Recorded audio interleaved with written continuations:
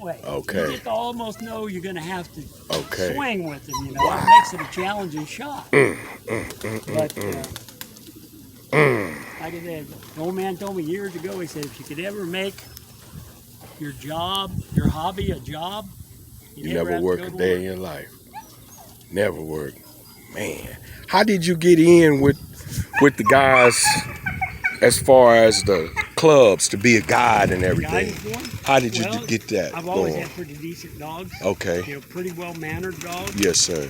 I like good-nosed dogs. Yeah. I like dogs that stand up and got a lot of style and got a nice tail on them. You know, they're pretty to see. Yes, sir. And they, you know, they're not very often going to come on a bird the wrong way and not get him pointed. Okay.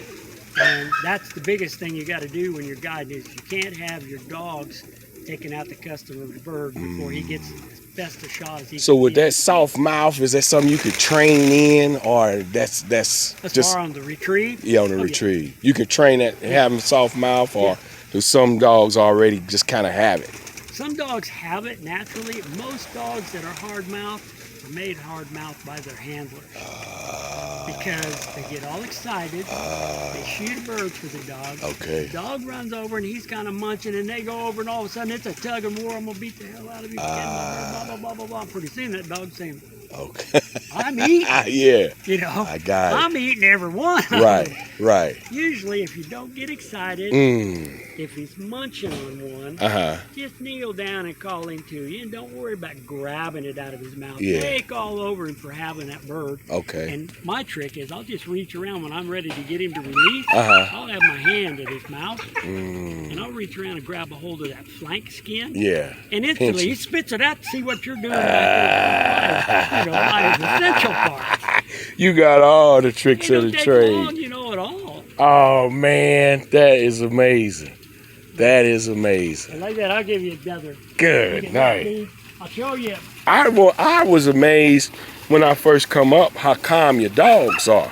Yeah, they're worked enough. They're not just kept in the pen. Now these, you know what these are? That's that water jug, 5 gallon. Yeah, the 5 gallon water jugs. The only thing is now, you can't get, used to be they didn't have a handle on them. Right. They were just a round jug. Right. And you could cut this one off at this height. And I make feeders. This is actually a feeder.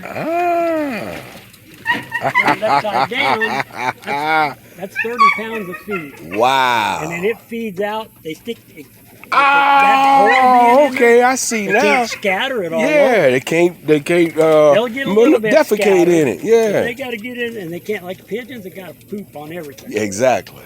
The old man here I knew for years, he's still alive. He says, you know, he said pigeons are meant to live in their own waste. Yeah. I had a buddy of mine, he power washed his kennel every day. Right, blah, blah, right. Blah, blah. These birds were getting sick. They were dying. Well, he was keeping them so clean and so moist the bacteria could live in the kennel. Now, if you look at these, any of them, I take out the big chunks about every couple of weeks. Places that would get built up in the, you know, like in underneath the nest box. perches. Right. You know, you'll see how there's a kind of that hump right there. And of course, right now, this year's birds are starting to molt. So we got I got all kinds of feathers. Right. Now the difference between this loft and the one we looked at first, I made these individual boxes with a high wall on one side. Okay. That way I could just attach them to the 2x4s and not have a dead space where you're trying to put shelves and backs and nest boxes. And these work great. And it can give them that privacy too. Oh yeah. Yeah. Cockbird, he can sit up there on that walkboard, and he's got that wall to kind of keep the invaders off from this side. Yes, sir. If somebody comes over on this side, the battle's going to be on. He's going to let them know you're in the wrong space. Okay. And then eventually what will happen is the cockbird and the hen will control nest boxes that are next to each other. And then, like I said, they can get in that cycle. They can actually reproduce themselves every 5.5 weeks. Every 5.5 weeks. See, that's where I'm missing. They're 19 days from when the last egg is laid. Yes, sir. That they hatch. Okay. And at about 13 or 14 days, the cockbird, he feeds them, he takes care of those while she's on another nest. And about the time that those come out and get on the floor, the others that hatch. first clutch hatches. Jesus. Man, that's reproduction right there.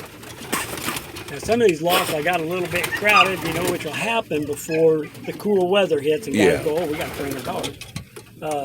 So you'll get some infertile eggs, and you'll get some young ones. They get. I love that idea on that feeder too. That's awesome. That's. I mean, those work great, and they stay